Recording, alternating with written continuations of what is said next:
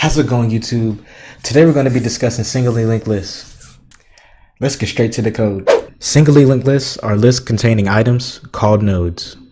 The first node of your singly linked list, or any linked list in general, is called the head. Linked lists can only be searched linearly, meaning you need to look at every single node in your list before you can find whatever item you're looking for. So, for today's code, we're going to have two classes: our singly linked list and our node class. The node class will be nested inside of our singly linked class.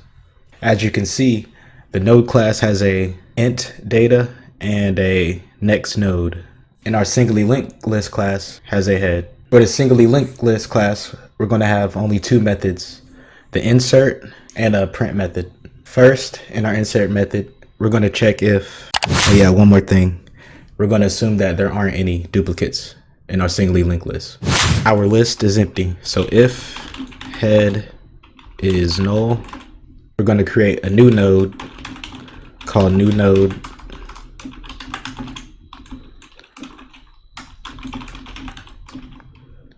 taking in our data and set the head as the new node. Else, if our head is not null, we're going to keep adding a new node to the front of the list in our data, and our new node dot next will be the head, and then our head will become the new node. And for the print list method, we're going to check first if our list is empty.